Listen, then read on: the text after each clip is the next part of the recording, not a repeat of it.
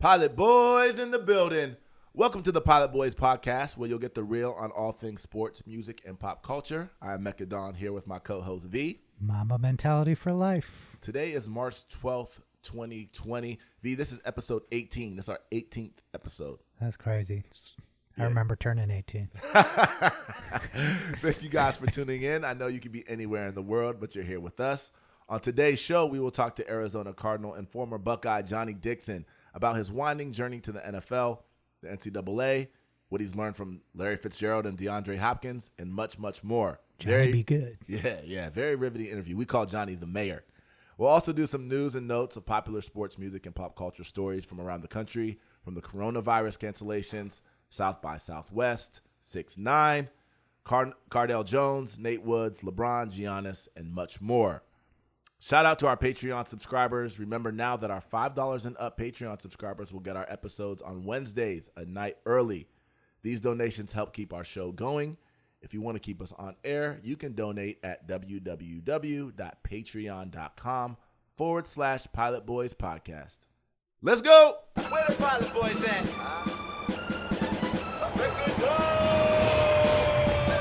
Pilot Boys, we get on up. We don't fly, boys, we getting up. So high.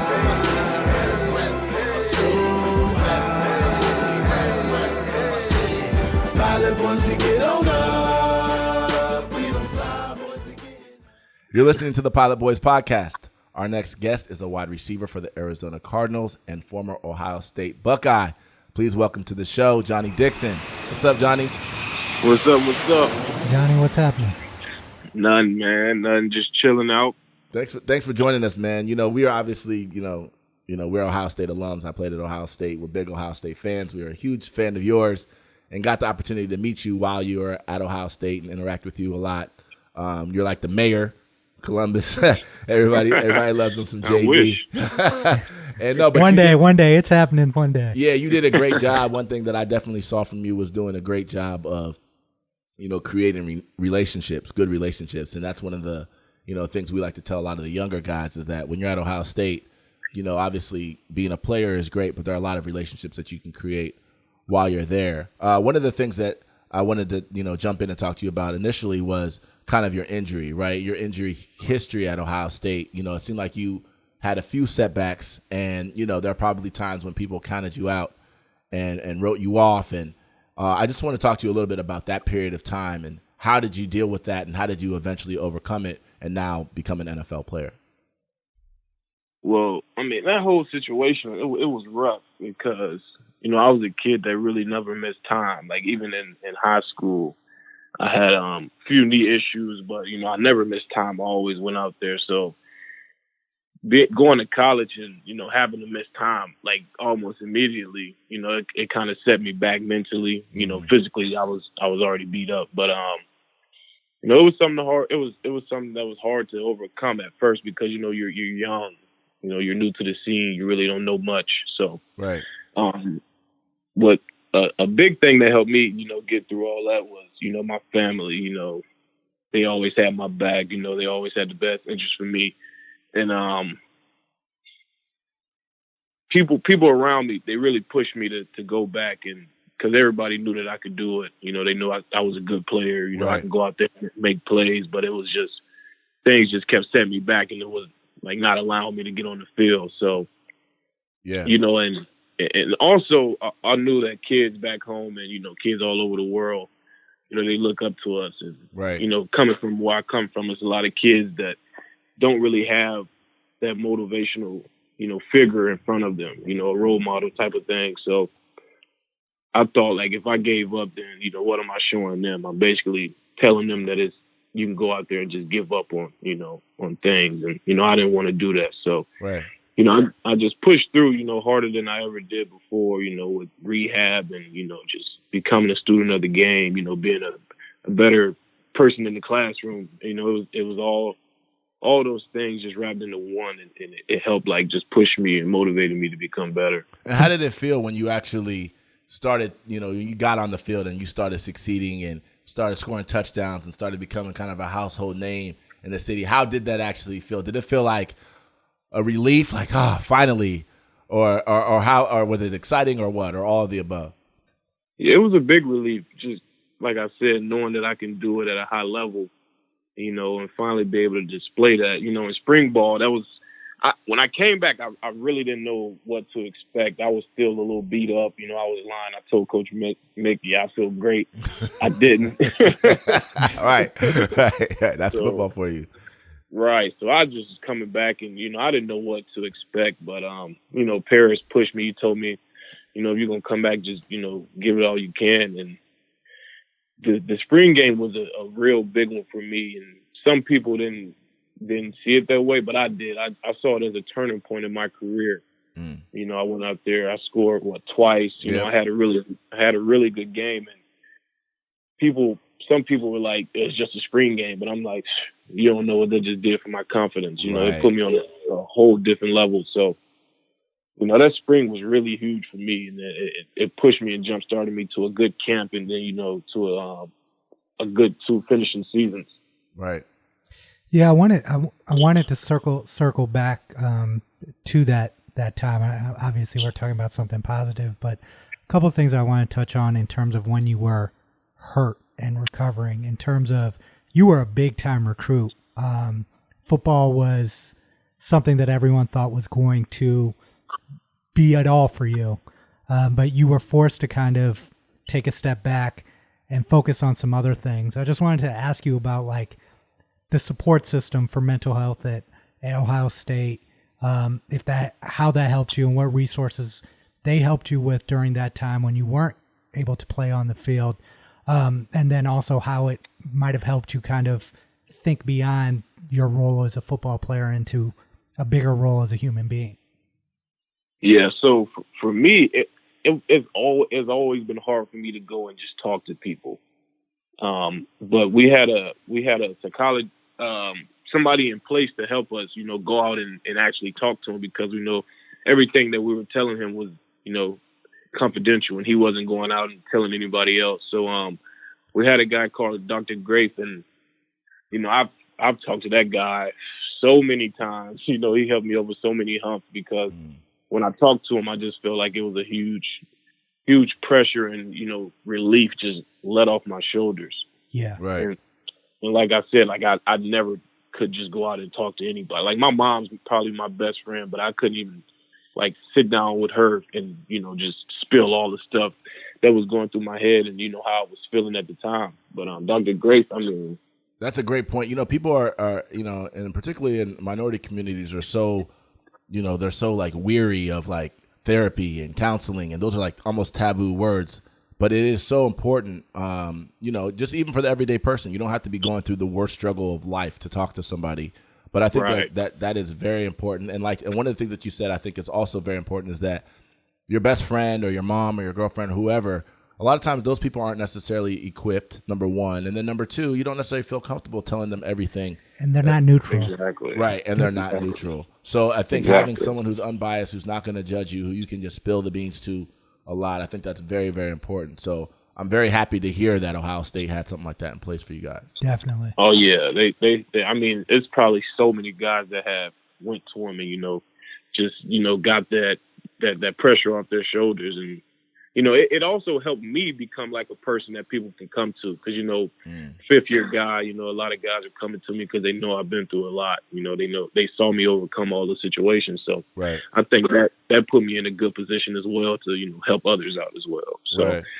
It was good, and I was happy that I did it, because as a black man, a football player, everybody look up to you. So you're just trying to not show weakness, basically. And, that's why I think we never really show our feelings to people. Yeah. So it was good for me to, do that for myself and others as well. One of the things that you mentioned earlier, when you're talking about being a role model, and as you're fighting through kind of some of the adversity, was coming from Florida and having young kids from Florida kind of looking up to you. And that's one thing that we wanted to talk to you about too, is, you're from Florida, right? So, and theoretically you could have gone to schools that are much closer to where you grew up, but you decided to come to Ohio State. So 2 questions. One is, why did you specifically come to Ohio State from Florida? And then the second question is, which is probably related to the first, is why do you think a lot of guys are starting to now, from Florida, are now starting to really, really consider Ohio State?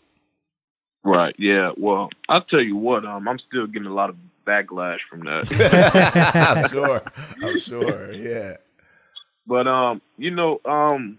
it was bigger than just football for me. When I went up there, I visited twice, I want to say, and immediately I fell home. I think after my official visit, I called my mom the next day at the Sunday practice, and I was like, I'm ready to commit. She was just like, hold off for now. But I knew right away, which is really crazy. Yeah. And I saw all the things like the job fairs and Real Life Wednesday. So it put us in a better situation to be more than just a football player, more than just an athlete. It gave us a platform to, once we're done, go get a job and things like that, because everybody don't make it to the NFL. I was really fortunate. I was an undrafted guy.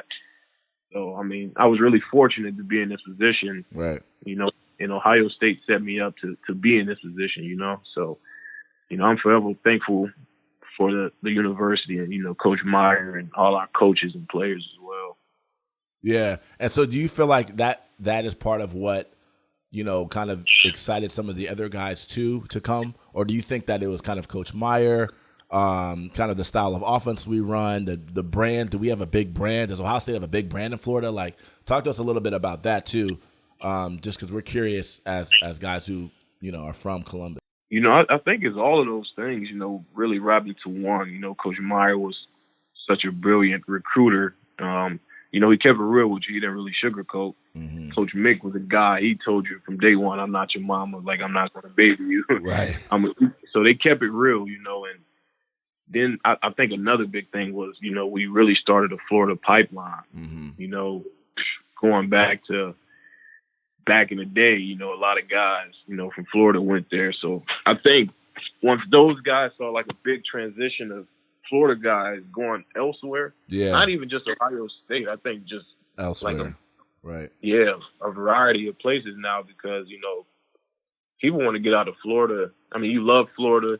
You've been there your whole life. You want to see other things. And a big thing for me was wanting to become a man on my own. Mm-hmm. I didn't want to, if I went to Miami or Florida State, home was right down the street basically. Right. And, I wanted to get away and, kind of live on my own, grow up on my own, meet new people from different areas and different stories. So, I think it's many things that play a role in Florida guys going to Ohio State, and a lot of those guys are becoming really smart. Social media is a thing that puts so much out there for people to grasp and, take a hold of. And you see Ohio State, one of the biggest media markets, and it helps, So what is the brand like of Ohio State in Florida? What is the perception of Ohio State football in Florida generally? It's one of the top programs, for forever. Right. Who don't want to be on that big stage every Saturday? Right. You basically got a chance to make it to the playoffs. You're going to be in big games, big bowl games. So, everything is in place, and a lot of other places don't really have that. Right. And now kind of talking about that transition, right? We've talked about Ohio State for quite a bit of time. Now, if you can take us into that transition now from being a big man on campus, 50th senior at Ohio State, to going and trying to make it in the professional ranks in the NFL, where now it's a job, right? And you're competing with other people for that same job. What the difference has been for you and the changes going through that combine process, and how that's kind of changed your perception of football, if at all, and how you feel about being an NFL player now. I'll tell you what, when you get to the league, you're starting all the way back over again. Especially a guy like me, undrafted, so you start at the bottom of the bottom. Yeah. And college is not really a job. They're going to pay for your school. You got to go to class and things like that, but you're not going to get fired unless you do the worst thing possible. So once you get to the league, it's a job, and if you're not performing at the standard they want you to, you're not doing the things they want you to do how they want it, you're going to be out of there. And it's just a reality we all have to live with. And for me, it's weird because, like, you walk around and, you know, one day you might see a guy get cut. So, like, you don't know. Like, you might have a drop or something like this, and now you're just looking over your shoulder. Like, you see a cut guy coming by you, and you're just nervous, you know. So, right. It's a huge transition from college to the league. But, like I said, I think Ohio State, it sets us up perfectly because, you know, we've seen everything. We've been through everything. So, you know what comes with it. But, and so, and speaking of that too, like, you know, I think, and V was touching on this too, is that you've been fortunate to go, like, you started off with the Texans and you were able to, you know, see DeAndre Hopkins, who's one of the best top 5 receivers. And then now you're with the Cardinals and you're seeing Larry Fitzgerald. What are some of the things that you've noticed from them, or, you know, in terms of either work ethic or skill set that have just impressed you? What really impresses me is that those guys are, you know, some of the top players. You know, Larry's been doing it for forever, and, you know, he still can go out there and get it. D Hop's been doing it for a while now, and he still goes out there and get it. But the thing that sets those guys apart is when they're at work, they're really working. You know, you expect a high level guy like those two to be just, you know, not practicing, sitting around, but, you know, they go out there and they put their dirty work in, and, you know, it shows up. You know, like for Larry, he's been doing it for going on 16, 17 now. Yeah.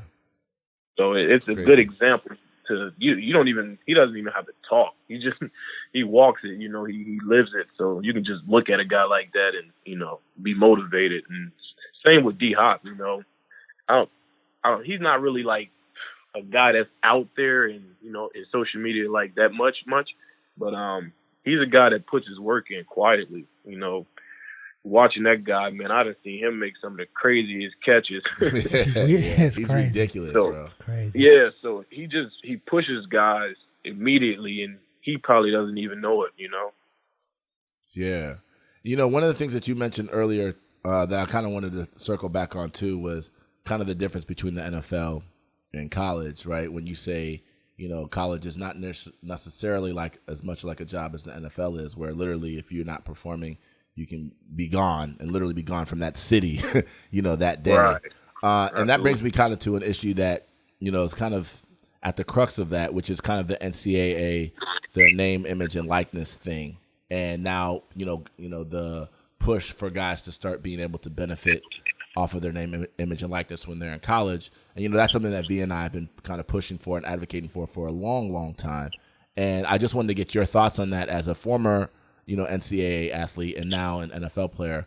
What are kind of your thoughts on the NCAA name, image, and likeness movement? They're actually in Cali. They're right. They're like giving them the money now, right? Not yet. They actually signed it into law in November, and I think that it will take effect by like 2023. And then the NCAA has actually now proposed something where now it can be, I guess they're giving every school or every division until 2021, until next year, to kind of put something in place that addresses this, so it won't just be California. So basically this is going to be a nationwide thing that's going to be allowed by all the major programs by next year. I'll tell you, I absolutely love it. But one thing I don't like about it is, you know, they took too long. Exactly. Right. You know, I think, you know, the guys put in the work, man. I mean, people don't realize that, you know, like I said, college isn't a job, but it really is, but just not at the level as the NFL. But those guys put in work nonstop. You know, I remember, like, when I got to the league this year, this is like my first off season, and I'm just like, wow, this is what free time really feels like. Right. Right. In college, you don't get that, you know, honestly, like, especially with a big time program. You know, I can't really speak for other guys in their programs, but at Ohio State, you know, you're on the go, you know, nonstop. So right. I think the kids deserve it. And if they're going out there, you know, they're making big plays, they're going to be a top pick, or however their team or city views them. I think they should, you know, make a little profit off of that. You know, it's people think it's easy being a college athlete because they think you get all this money and things like this. But things they fail to realize is, like, a lot of times you really have to help your family back home.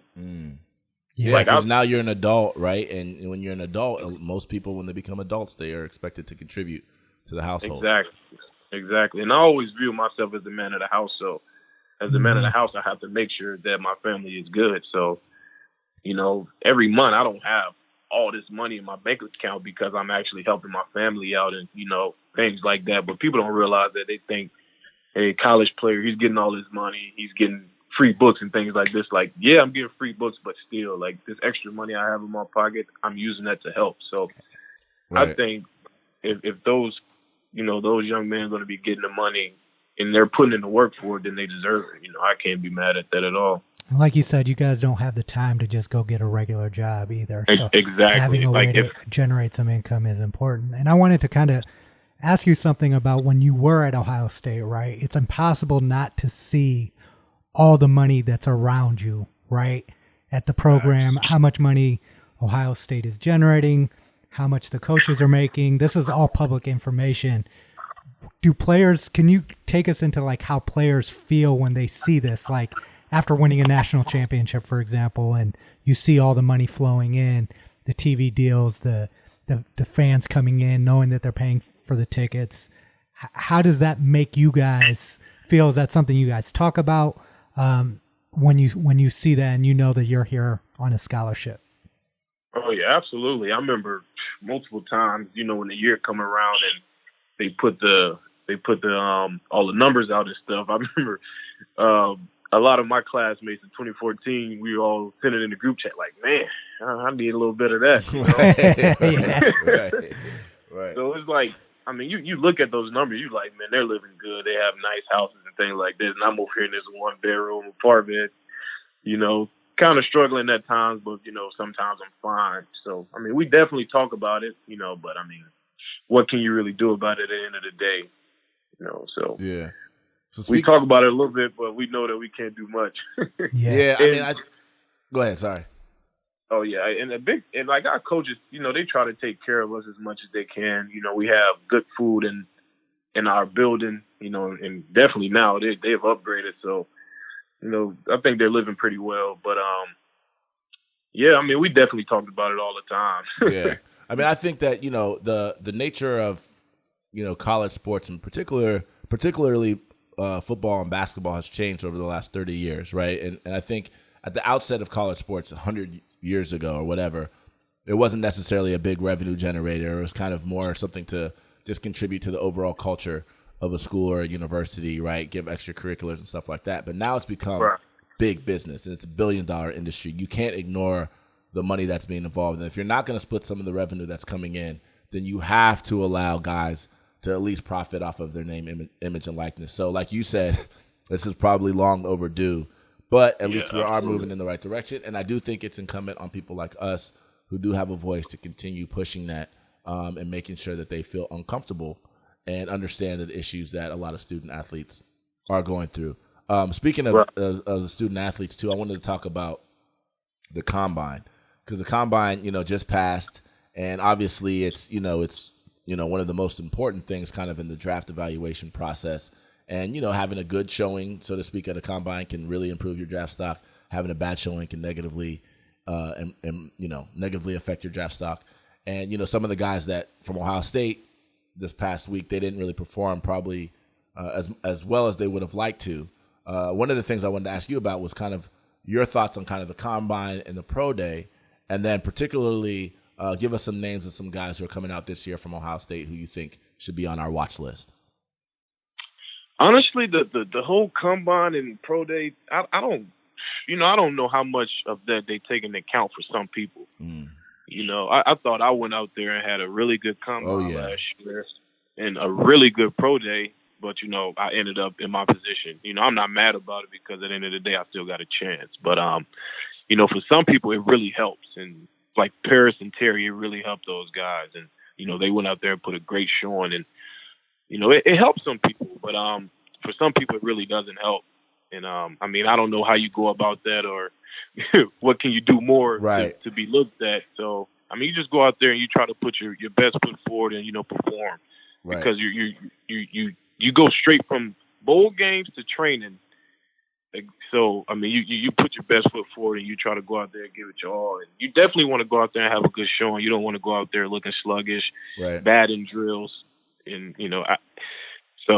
I think it's important for some people and some people it's not.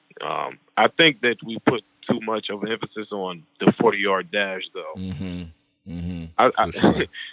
Yeah, because, Zach Smith on his podcast, he was breaking down some of the numbers of some of like the top 10 wide receivers this year in terms of productivity, and eight of those guys ran like a 4.6 or worse. Mike Thomas, Keenan Allen, Cooper Kupp. I can't remember all the names that are on there. DeAndre Hopkins. Yeah, these guys are not necessarily speed guys. So I agree with you, especially from the receiver position. They put so much emphasis on that 40. John Ross ran a 4.2 and got drafted in the first round, and who knows if he's necessarily first round talent. So. To me, it's a little annoying. Honestly, the combine is annoying. Absolutely. But it is part of the process, and so you do have to prepare for it, just like any other job interview, right? Right, and I'll tell you, the whole week of the combine, it is rough. Yeah, it is. Some guys have a ton of meetings, so you're not getting out those things till late. You got to wake up early the next morning. And I heard this year that guys were sitting in the locker room for forever, or on the side of the field forever before they could even go out there and perform. No, so that's crazy. That's one of the things that bothers me the most about it, is that they actually are trying to mentally and physically break you guys down. Absolutely, that week. Yeah. So, who are some of the guys that, coming out this year that you feel like, I know all the Ohio State guys are probably relevant, but some of the guys that just at the top of your list that you feel like could come into the league and make a big impact?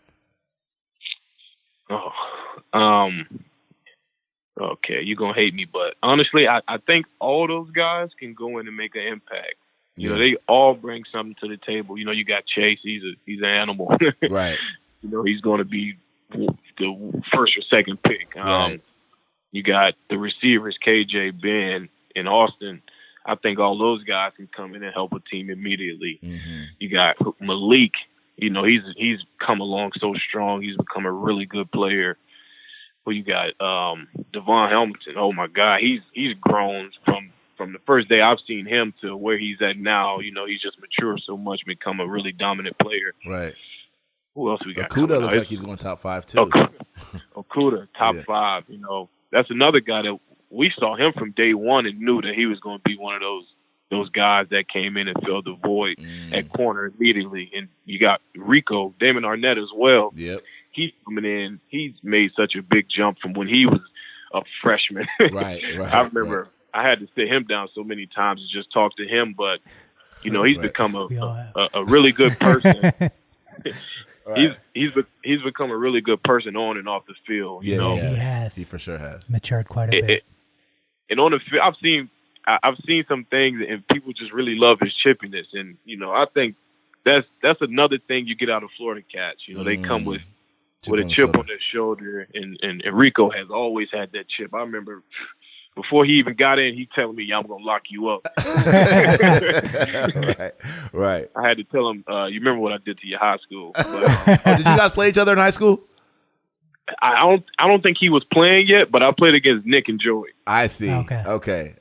Yeah, but I think all those guys got potential to be drafted and come in and make an impact for anybody. All those guys are really talented. And, of course, they're coming from Ohio State, so they're prepared for that's what I was any gonna say. situation. The reason why I don't hate your answer is because it's typically true every year, right? A bunch of guys that come in, no matter where they're drafted, right? Like we saw what happened with Terry McLaurin last year. Like it doesn't matter. Like a lot of Ohio State guys that come in, they come in and perform. So it's I understand your answer. Switching gears a little bit. You guys have been whooping Michigan's ass for forever. Is it still a rivalry? Is it the biggest rivalry for you guys, or do you guys look behind it and say the teams, the national powerhouses like Clemson and Alabama, are who we're competing with? How much we prepare for that game more than any game I've ever played in. Yeah. So that will forever be the biggest rivalry for me, because that doesn't start that week of the game. Yeah. We're in spring ball, and we have a countdown every year to when we're going to play them. From the hours to the minutes to the seconds. Right. So, I think we just that's always going to be at the top of the rivalry chain because what we put into it. I don't know what they put into it, but I know how much we care for it and we care about it. So you can go out there and lose every game, but you can't lose that one. Yep. I mean, you can't lose every game because we're Ohio State. right. You know what I'm saying? Yeah. That one's bigger. The way we have a period for Team Up North, so that's never going to change. That's just always going to be the rivalry. I don't know how they take it, like I said, but I know how much we care for it. Right. Clearly not well enough, right? Yeah. Right. And do you have a favorite moment or a thing that happened at Ohio State, a favorite play, a favorite game, a favorite situation that you remember that just you feel like will always, be number one or, at least even if it's not number one, something that is just very significant to you? I would say, that game against Penn State at home when we were the Great Unis. Mm-hmm. Oh yeah. I just you went out. That was such a huge game for me. That was probably one of my hypest games, and just being on the sideline and we were down, but you can tell we weren't down, emotionally or physically. Right. Was that the game where you guys were down like 12 in the fourth quarter? Yeah. Yeah. Okay. I remember that game. You went can off. Just tell, man, I had to. I go out there and make a play. And one of my biggest things when I was in college was always coming back after, we scored or something and going and look into one of the defensive players' eyes. I went down the line from, Tracy to Jay Holmes. Right. To Taquan and all those guys, just looking them in the eyes and say, come on, let's go. Yeah. I went out there and made a play, and I came back. Tracy said, it's your turn. Those guys went out there. They put on such a great performance. We all did to close out the game. So, I think that's probably is up there. Wow, that was a crazy one. So we're gonna get you out of here. We have something that we're gonna transition, something that's not football related at all. Some things that we like to get before we get our guests out of here. If he's gonna kick it off. Who are your top 5 athletes? Okay, so I got to break this one down. I'm gonna go. I got to have Bron. That's my guy. Mm-hmm. I like Tiger Woods in there. Mm-hmm. Okay. Serena Williams. Mm-hmm. Sounds a lot like my list. Deion Sanders. Mm.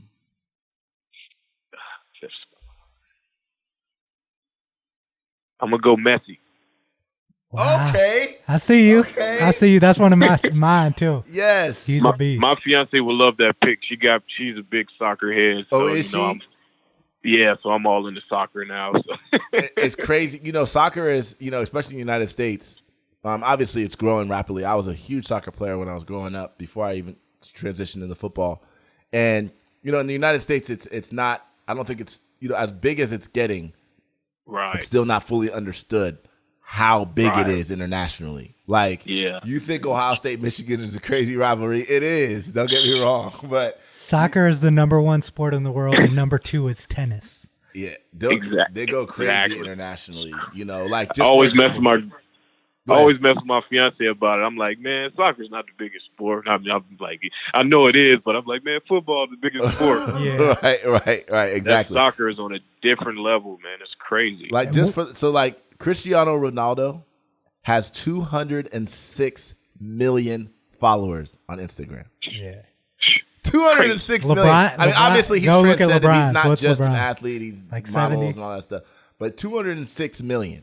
Yeah. I mean, that dwarfs and Tom Brady, I think, has and Patrick Mahomes have 1 million followers respectively. LeBron has 45.3 million. Yeah. So that's literally 5 times.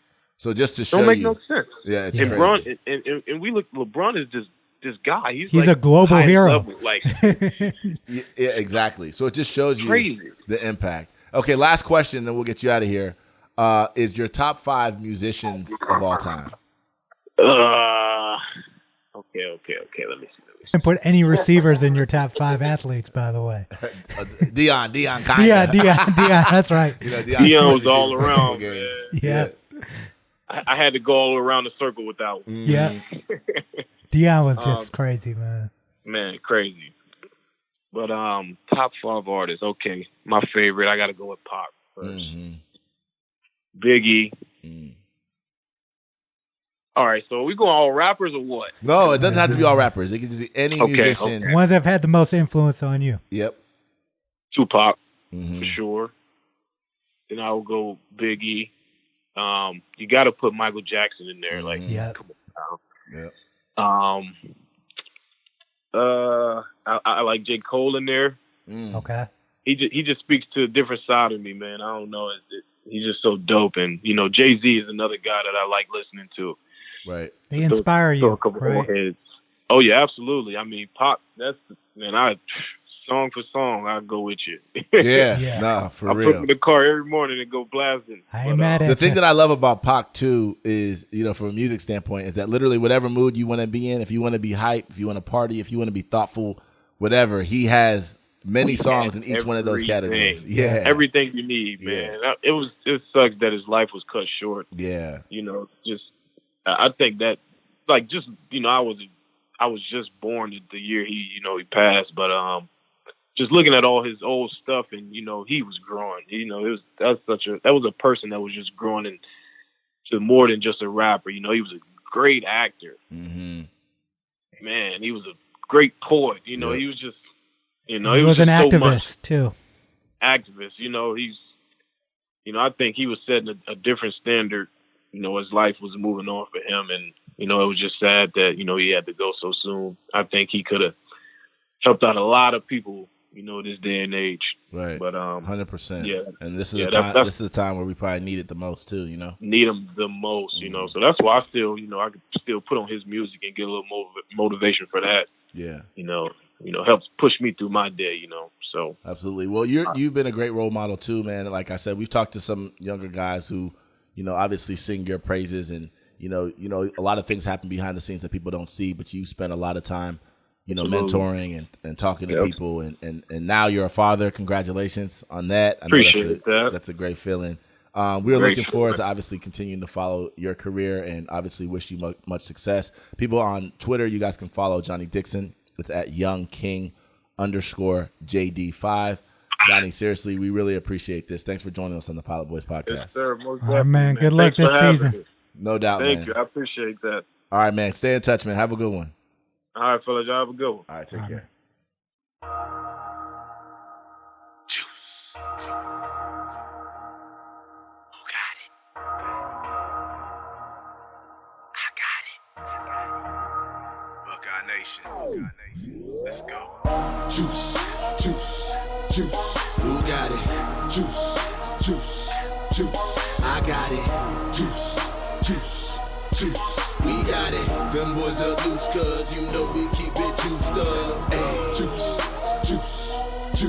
Who got it? Juice. I got it. Juice. We got it. Them boys are loose, cause we keep it juiced up.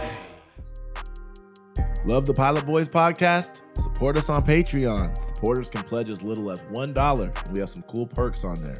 Check out www.patreon.com/Pilot Boys podcast. Show us some love today. You're listening to the Pilot Boys podcast, episode 18. V, let's hit some news and notes. Let's get it. Let's start with the coronavirus, man. It's crazy because there's so many different directions that we're going to talk about this from. I mean, obviously, there's the health impact of this, but from our perspective, there are a lot of other things that are happening that are very impactful in kind of like our industries, right? So, for example, South by Southwest, one of the biggest tech conferences and music conferences, which I actually performed at a few years ago, is canceled. Yep. There's been a huge economic loss in a lot of the events that are being canceled. There have been, I think, 9 major tech conferences that have been canceled, from Google I/O, Facebook's F8 event, Mobile World Congress, and more. And Predict HQ estimated that this is over $1 billion in losses that people are taking, right? So, and obviously, we talked about the Arnold Classic and the effects on the local economy there too.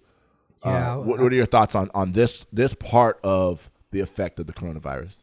I mean, overall, I'm very concerned because I think there's a lot of different things happening. One, there's one word that describes all of this, which is hysteria, right?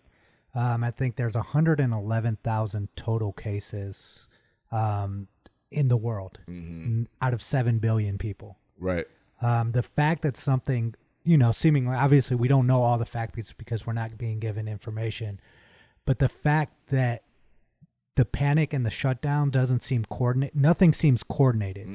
The people in Austin are doing one thing, the people in Columbus are doing another. It doesn't seem like we have a uniform understanding. What the masses respond to is, okay, these are the guidelines that need to be followed. When one day something's on, the next day it's off. Things are getting shut down. I've been in San Francisco the last couple of weekends. The entire city is shut down. Right. And you see the impact of xenophobia. It's not just these big conferences, but I walk through Japantown. All the restaurants are empty. People are scared to go around Chinese people and Japanese people, Asian people in general. It's on planes. People are scared. Right. So the fear and the hysteria element is having a profound economic impact that I don't think anyone can fully understand, because it's like, why? The biggest question is why? And I can't, no matter how much research that I do, I can't get a grip on why there is this much hysteria over something that in the grand scheme of things so far has only impacted 100,000 people. Well, here's the thing. So I think part of the hysteria comes from what you said is, I think, how the information has been distributed, right? And some of it is misinformation. A lot of it's been misinformation about what this thing actually is. But then also how the information kind of got to us. So, and then the other thing about this disease that's different from other diseases is that it's airborne, right? So that fear just is like, it's not like, Ebola or one of these other things where you have to like actually physically come in contact with someone, right? Or, or an STD or something where you actually have to have contact with someone. This is something that's airborne. Literally just by breathing the same air, theoretically, you could get it. So that creates, I think, a different level of hysteria than some of the other diseases that have happened. And then also the multiplication factor. So you hear things like, okay, there are only 1,000 cases in this area, and then 2 days later there are 4,000. So I think there's a lot of fear around that, which I think some of it is understandable. But the bigger thing here, and again, we talked about this before, from a legal standpoint, is that the reason why a lot of these conferences are getting canceled is because they know, the people who put on these conferences know that if somebody, there's the safety and health issue, but the bigger issue is that they know that if somebody goes to one of those conferences and comes back with the coronavirus, they are suing. Yep. And that has changed literally the entire industry. In fact, now you have the Ivy League canceling their basketball tournament. You have even though they're still sending Yale to the March Madness, you don't want to not do that, right? You have universities that are shutting down, Ohio State included, universities in California, doing remote teaching, no face-to-face classes. You have all kinds of things that are being canceled. And then, like you said, you start to wonder, what is the reason why? Part of it is the health, trying to protect people. I do think that is part of it. But the other part of it, I do think, is legal. Yeah, I think there's a legal element to this that's understandable from the perspective of, if you are going to get sued and could lose that lawsuit, I would, whatever you're gaining by the people who are coming in the ticket sales is probably not worth that lawsuit. But overall, like, the impact that this is having on our economy, this is the impact that it's having is almost as bad as it was in 2008. Yeah. And the other thing about this is people say, oh, it's just the stock market, but people don't realize that the economy of the United States in a lot of ways is tied to the stock market inequities, because it is a free market system. Yeah.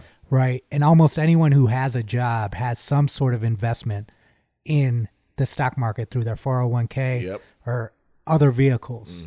And so people are getting crushed. People's 401ks are getting crushed. So the impact here is, okay, who cares if American Airlines loses a couple $1 billion?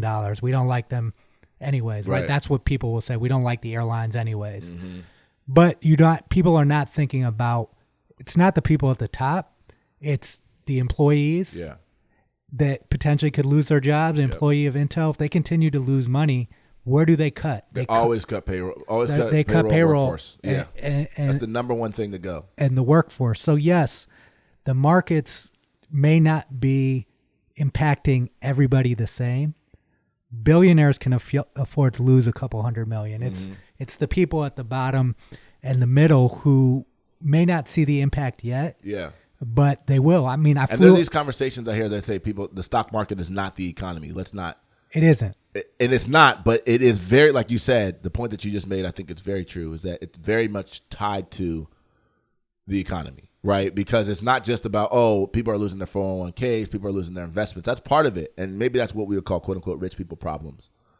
But it's also, how does it impact, what do companies who are in the stock market, right, or people who are being affected by this, like Corona, for example. I mean, their business is getting crushed right now. Yeah, I mean, walking through Japantown, these restaurants that are bustling, the peak of lunch hour, right? Mm-hmm. Anybody who follows real estate and things of that nature knows how expensive it is to own or lease space in San Francisco. Literally, it was $2,000 to lease a 125 square foot apartment there. So these companies that are in the heart of the town, businesses, restaurants, they can't afford to fail for a quarter like a big multinational, multi-billion-dollar corporation can. Right. So that's my fear and my concern, or the small business. And that's 100% right. Even a quarter. I mean, and just think about the average American. You know, the average American, if they lose 2-3 paychecks, they're homeless. You know, and you mentioned the market. You know, S&P 500 fell 7% Monday morning, and it's continuing to go. But it triggered what's called a breaker, basically where trading actually stopped for 15 minutes. And this is the first time that's happened since 2008, like you mentioned earlier, in the depths of the financial crisis. And it doesn't appear that there's any necessarily relief coming. First of all, people thought that the market was going to correct itself anyway, number one. Two, there are people who predicted that there was a recession coming at some point for different reasons. And then now we have this.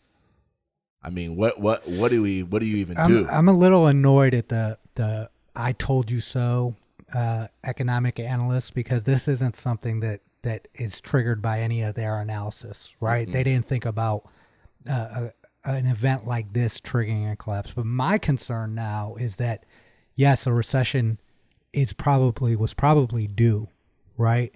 But what happens if this situation triggers, is already causing a break, right? And then an actual economic recession hits, because you can't correct, like in 2008 when that happened, it was an economic issue, right? They could fix problems by cutting interest rates. Bailouts. You can't do that in this scenario. So even though the Fed cut interest rates by a half point last week, I think the latest measure is they're gonna stop collecting payroll taxes.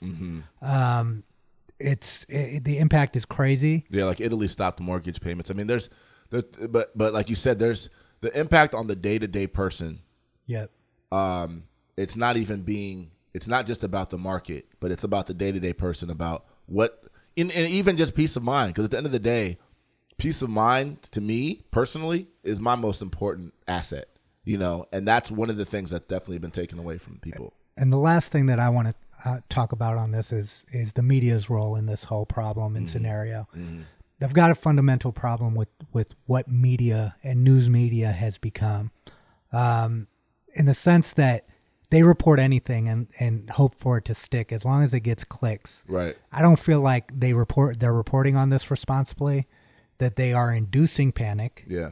And they are a big part of the issue as well in this whole scenario. It is. And so, again, there's so many different ways to view this. And it's initially it's just kind of a health care discussion, but now it's obviously become much bigger than that. Yeah. And eventually we'll probably get some physicians and some economists. And we should get some experts in these areas. Yeah, because I think we can, one thing that I think we can do, we can complain about the media, which I think is justified, but we also have a platform, and we also know people who are actually smart and educated on these issues. So maybe we should take it upon ourselves to help do that. Follow the science. Follow the science right. for the people out there. All right, let's move on a little bit. More sports news. Cardale Jones was benched, which is sad because he started off the season with his hair on fire, right? And obviously had a great first 2 games, and now he's been benched. I don't know, where does Cardale go from here? I don't know. It's a lot like what happened at Ohio State, right? Mm-hmm. He came in, was a fireball, Yeah, and then it dimmed. I'm not sure, exactly what's going on with him, but they do say that the field exposes reality. He's obviously a very talented guy. Probably has some areas that he needs to work on, specifically when things aren't going right. Mm-hmm. Right? It's like when everything's going smoothly and he's able to hit every pass, everything seems to work well. It's when he starts out a game slow, throws a couple interceptions. Yeah. Maybe he doesn't have that instinct that quarterbacks need to have, which is forget about the last play and move on. Yeah. I'm not sure. He literally got benched in the XFL. Yeah. So where does he go from here? Yeah, I mean, he has a lot, when the first couple of games, everyone was saying, why is this guy not in the NFL? And I do still believe he has NFL caliber talent. But when you get benched in the XFL, that's not a good sign. So he has a lot of redemption that hopefully he'll get an opportunity to get and work his way, back in good graces, and then hopefully get a shot back in the NFL. I do think he has that level of talent. Yeah, he does have the talent. He has areas that he needs to work on. Right. Talking about OSU, let's talk about OSU football. 4 Ohio State assistants for Ohio State football are making over $1 million a year in 2020. I mean, wow. Assistants. Yeah. And not to downplay the role of assistants to the overall success of a team. Obviously, we know that they're very important. But what type of fucking economy is around college football where 4 assistants are making over $1 million a year, which is actually more than the athletic director, more than the president of the university. And that's not including bonuses, right? That's not what the I don't even think that's including bonuses. No. Well, and so, wow, where are we now? This is 2020. I mean, wow. Well, I mean, it comes down to is, again, we talk about this a lot, is like you can't blame the coaches because that's the market that exists. But when are they going to, the quote-unquote NCAA, which is the racket that runs college athletics and sports, these are the scenarios which you guys are in place to try to control, to keep this thing from getting out of control. And they're not doing that. And because part of the issue, too, is, and I think with what you just said, is that by not controlling that, right, figuring out a way, you are now that's part of why animosity is building on the other side, right? Yep. So it's one thing if these players weren't being paid, let's just make a different analogy. Let's say the players weren't being paid, but the coaches were being paid like professors, right? Which is what they're trying to tell you is like this is scholar, athletics, right?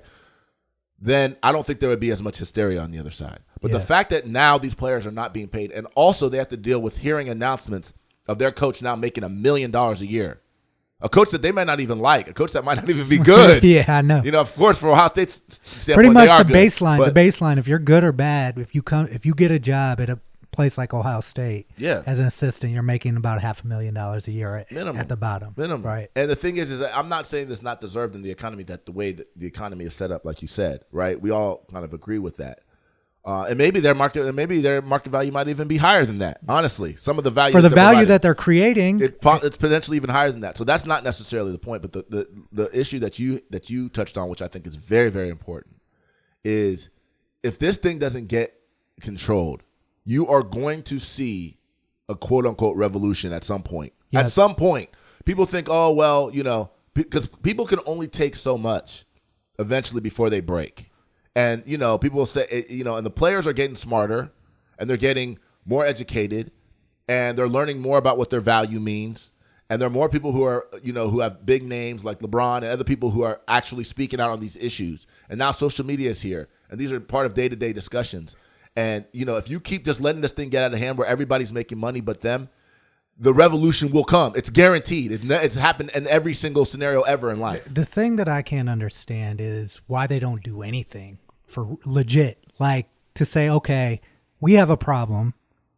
It's going to take some time to fix the problem, but not even acknowledging that there is a problem is the problem in itself, right? Because the NCAA is essentially, they're there to, what they call middlemen, right? That's a middleman who's taking their cut.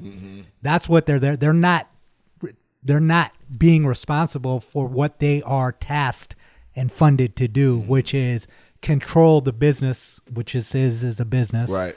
that they operate. Yeah. And so, you know, I mean, again, like you said, we're not going to blame the coaches. Obviously, this is the market.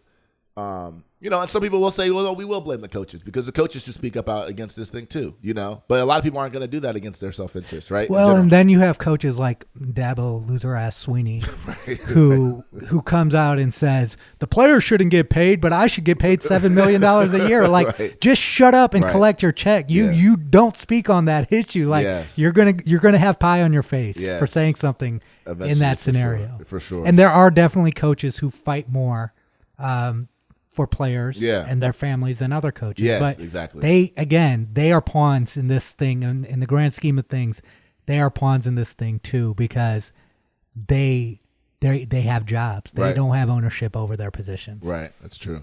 So actually, speaking of some more college football stuff, Michigan State, man, so that's Curtis Blackwell, dude. He's not going away. He has a new lawsuit where he's accusing Michigan State of essentially taping opponents' practices over the years, and you know, some Belichick, you know, New England type stuff.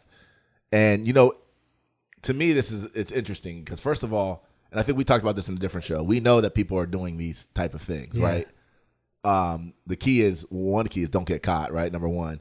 But number two, don't piss anyone off who's in on the act, right? That's what I was gonna say. When you have, that's why people got to be careful, man. It's one thing about life. It's not just true in sports, but in life, you know, be careful who you piss off because people know, especially people who know your dirty secrets, you know, because there's probably a lot more that can get aired out that hasn't been. First of all, we know in every institution there's a ton that could get aired out that doesn't get aired out.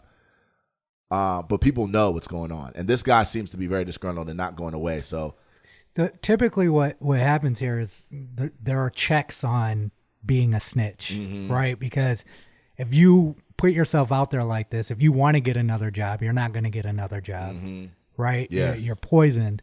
And this is the reason why I have issues with snitching in these particular situations, is the fact that you didn't care as long as you were getting paid, as long as you were part of the program and you hadn't been blackballed. Yep. But now you're coming out when that money stops and that power stops, and now you're mad and you're exposing, acting like you're some sort of whistleblower. Yeah. So he doesn't have a lot of credibility to me. And the thing is also, is even if what he's saying is true, you don't realize by doing that how many people you're putting at risk, right? It's not just the entire program. Yeah, in the program, their families, you know, and people who the economy that's been built around this, you know, so on and so forth. It's a lot. So again, I'm not going to tell someone to not do it, but especially if he feels like he's been wrong, which he does. And you know, that's. Let me ask this from a legal standpoint. Do you think that this guy probably approached Michigan State and asked for some sort of settlement to not air out the dirty laundry? Maybe, you know, and they didn't give it to him. They probably didn't, you know, and. You know, that's the risk that you run, though. You know, that's the risk that you run if you realize you're not going to make that decision, right? You say, I'm not settling with this guy. Let him do whatever he wants. Then you do run the risk of having to deal with whatever it is that he comes out with. And a lot of times, for example, the accusation. How many people are going to follow up with this story? That saw the headline. How many people are going to? A lot. Now the story is Michigan State was taking people's practices. Yeah. Even if it's bullshit. So you also have to be ready for that. Is that to the accusation and the PR that comes behind the accusations alone. Remember what happened with New England earlier this year when they said they were taping the Bengals? Yeah, I was like, the moment I heard that, I was like, they're not taping the Bengals. Yeah, but the thing is, there are people who still believe that and believed it, and it came out. The NFL did its investigation, and even though they found out that New England didn't do anything wrong, people still believe that New England was doing something shady. And part of that though also comes down to reputation. That's why people say reputation is the most important thing. Guard it with your life. Because once people believe certain things about you, you know, that's what reality becomes. So we'll see how that plays out. Let's move on from that real quick. Let's talk about March Madness, right? It's coming up. Obviously, we talked about it a little bit from the coronavirus standpoint. They might be playing March Sadness. Right. They might be playing in empty arenas. You know, that's kind of the new thing. Ohio State is ranked number 19. They look like they're just as capable of as anyone.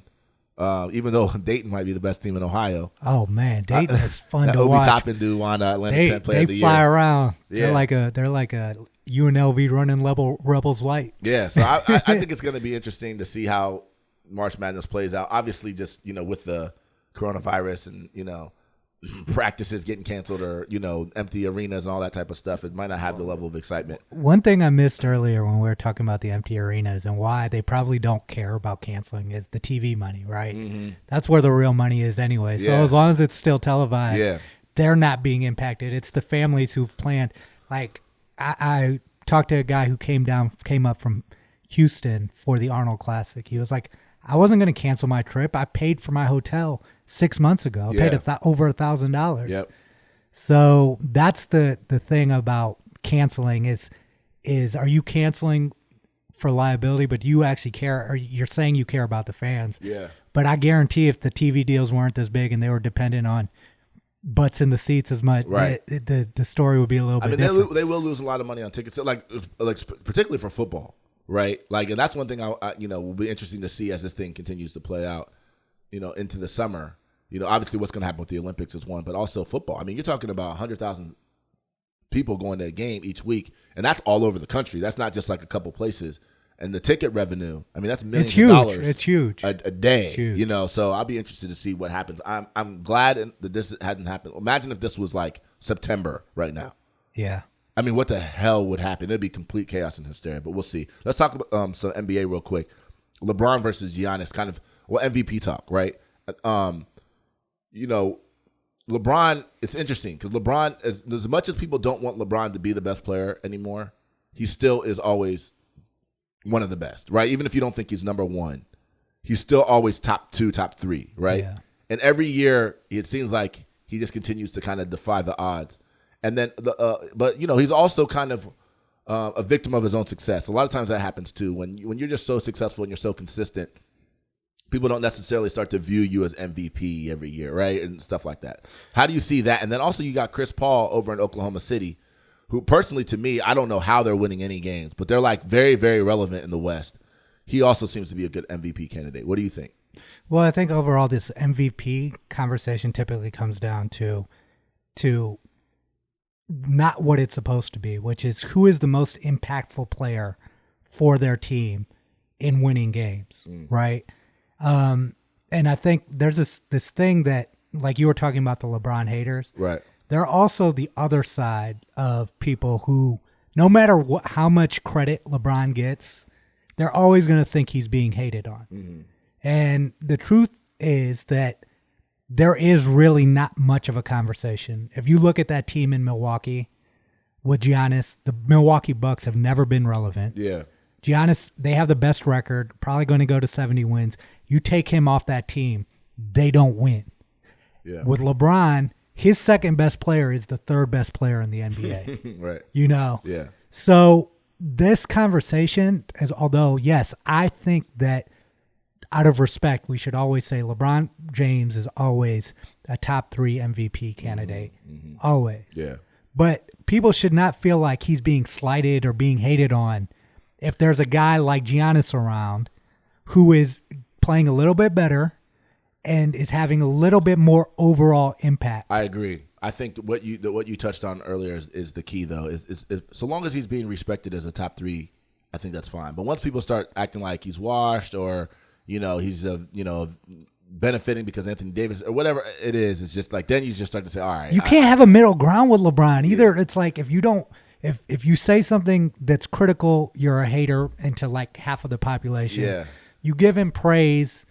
You're like I said, LeBron. And I think the middle ground for us, and you and I are very good at doing this. Just admit he's top 3. That's fine. It's okay. Yeah. It's all good. It doesn't have to be one. Yeah, exactly. So a couple more things before we finish with news and notes. One, 6ix9ine, our rapper 6ix9ine, he gets out of prison August 2nd, 2020. So they finally have a date for that. We talked about that earlier. In an earlier episode. It'll be interesting to see what happens when he gets out. I mean, hip hop has been very, very boring. No, it hasn't been boring. It hasn't been boring, but it's been very dangerous already. Yeah. So I'm a little concerned when somebody like that, who's got that type of reputation, comes out on what the fallout there is going to be. There's no money he could pay me if I was a security company to put my people at risk. You're protecting that guy. Definitely at risk because there are going to be a lot of people that want to kill him. A couple other things. One other thing I want to mention was the Nate Woods execution in Alabama. We probably should get a much better just give this a much better discussion, and maybe we'll bring in even a criminal lawyer at some point to talk about it. But from what I've read, it seems so sad and unjust. Even his co-defendant said, look, he didn't do it. He wrote a letter. I did it. He ran away. Even one of the victims, when it involves police officers, that's obviously a sensitive issue. Even one of the victims, I think siblings or sisters, came out and said, look, he's innocent. And Alabama was just like, nope, executed him. He's gone. It's a sad thing. So, again, we should probably give this way more than we're going to give it now, but I just at least wanted to mention that. I mean, that capital punishment is a very, very interesting and fascinating topic that has years of history. Yeah. And that the people who are against it, this is the exact reason why. Exactly. It's not necessarily so much, well, at least from some of the people that I've talked to, that they're against the principle. Well, they are against the principle, right? They don't want the state to determine who lives and who dies, right? But there's some other people who are not necessarily against the principle, but they're against the potential application.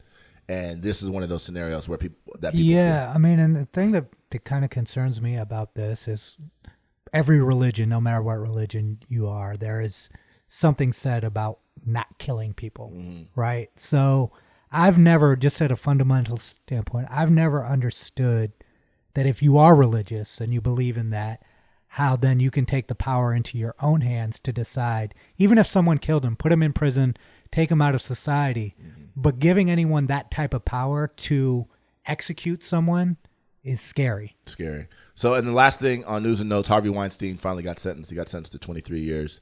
Which essentially for him is a death sentence in prison for the rest of his life. But it's good to see at least that some justice. I mean, he probably should have got a bigger sentence than that. But, for all intents and purposes, it's a life sentence. It's amazing to see how people with power and money, when things fall apart, how much more poorly they handle it than other people. Like, he still hasn't taken accountability. He's like writing letters to all these people trying to get out of it, saying he's sick, he's unhealthy. Yep. You rape people, like, go to Rikers Island and die there. Right. Like, exactly. All right, that's all we have for news and notes. We'll be right back. Buckeye Nation. Let's go. Juice. Who got it? Juice. I got it. Juice. We got it. Them boys are loose, cause we keep it juiced up. Hey, juice. Who got it? Juice. I got it. Juice. We got it. Them boys are loose, cause we keep it juiced up. That's all we have for today's show. Big thanks to our guest, Johnnie Dixon. Thanks to everybody for listening. Don't forget, sharing is caring. Subscribe to the Pilot Boys podcast on Apple, Spotify, Patreon, and YouTube. And please follow us on social media at Pilot Boys Pod on Twitter and at Pilot Boys Podcast on Instagram and Facebook. And follow the hosts on Twitter. I am at Mechadon Music, and V is at Viswan. Always remember, be you. You is fly. Pilot Boys out! Where the Pilot Boys at?